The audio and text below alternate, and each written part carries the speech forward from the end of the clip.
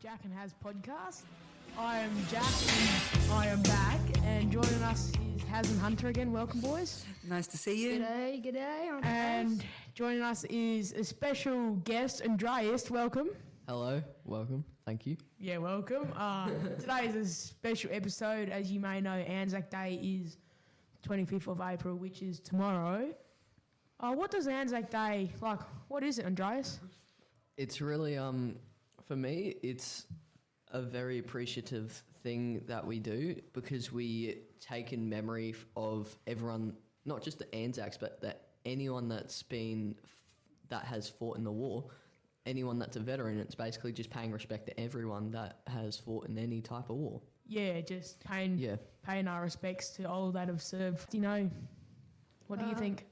Well, for me and my family, it's always been really important because my great pop is Tom Starchevich, and he got the Victoria Cross. Tell us about him. Jeez. I never met him. I don't really know that much about him, apart from he lived in Grass Patch. Oh, yeah.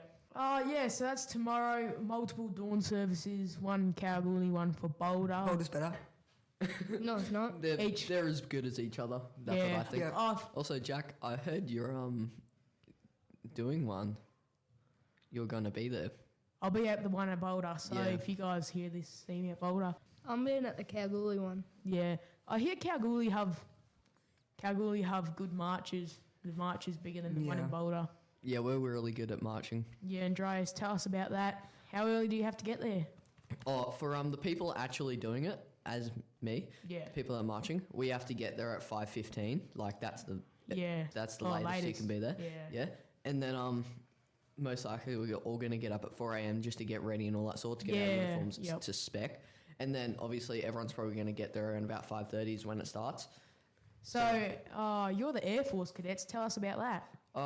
Air Force cadets, really fun. You get to do a lot of amazing things. You learn a lot of things. Yeah. And it's really kind of like a mind changer because it's like you might not be into the Air Force, you might not be into the Defence Force, and then you just join one of them and then you're like, oh wait, I actually really like this. Yeah, have a high interest in it. Yeah. Yeah. All right, so we've got 3 specific people, hometown of Kalgoorlie, may not have been born here, but they all served in the First World War. So I've got William Edward Beard, service number 2111. His last rank before he passed away was private, and last unit, the 51st Infantry Battalion. He was killed in action in France on the 15th of August, 1916. Age not yet discovered. So it's a bit...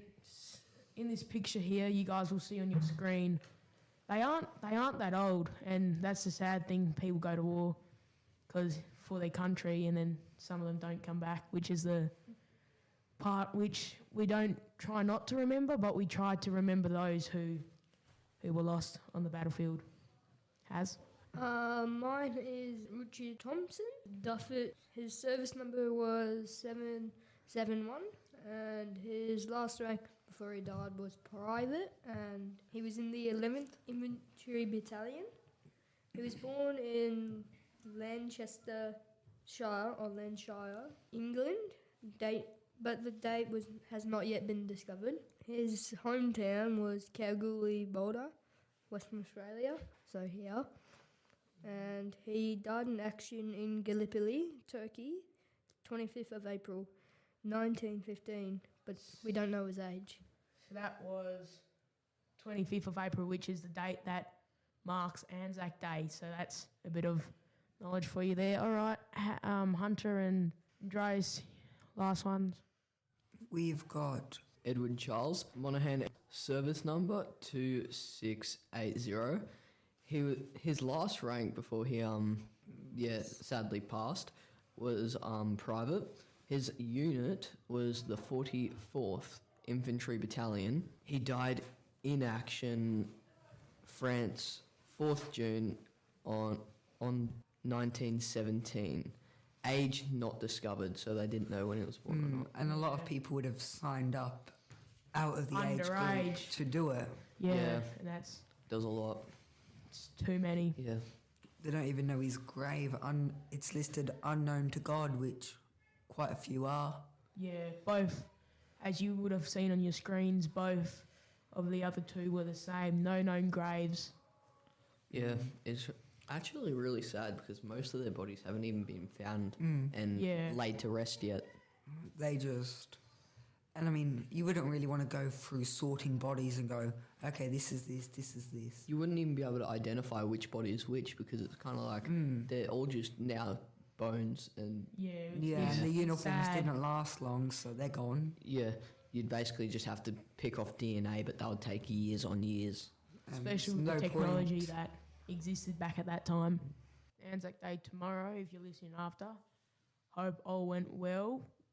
Dawn services, nice way to commemorate those without having to do an awful lot. You know, just go down and pay your respects. Yeah. They normally have poppies out the kids can put around the outside. Well, Yep. they do in Boulder anyway. Lay your reefs. They invite community members to lay your own reefs. So They invite schools, they community invite, groups. Yeah, anyone really? Yeah. Andreas is forming part of a catapult party. Yeah. I'm going to be the reservist man, so if anything happens, I'm going to take their place. Therefore, we can still show our maximum form of respect. Yes. Yeah. And that leaves us to the Anzac Day football game between what? It's Collingwood and Essendon. Ooh, Collingwood. Ooh. Andreas loves Collingwood. Yep. I So reckon- you go for Collingwood. Gotta go Yeah, for I do. Collingwood. Everyone loves Collingwood. I obviously No. don't, but I don't. I don't. But Yeah, it's kind of Collingwood. opinionised. can't go for Essendon after what they did to the Crows. I've never liked Essendon. Everyone's kind of biased right now. Yeah, it's one or the other. Yeah. But it's a beautiful, like, the service they at the MCG, you know, the pre-game events, you know, they're really moving. Let's talk about some local news, shall we? Oh, yes. All right, so the park in the St. Barbara Square, which cost $16 million, they've closed it temporarily for, what do they call it, maintenance, which is probably a disguise for saying they're closing it because people are using it as a public bathroom. And they're probably going to have to deep clean that whole place to Yeah, make sure you walk it's in there, it's just a smell of, it's not good. feces maniac. They've got a fence up around it. The main water canopy is still open though, so that's good. Oh, and have you guys seen the bridge? It's finally open after how long? The what? The bridge is open. Oh, they had to make the They had to- structural integrity of Oh, the bridge. yeah. And they also added the sides after a few incidents. Yeah, because some trains couldn't get under, so they had to make the bridge a little bit bigger.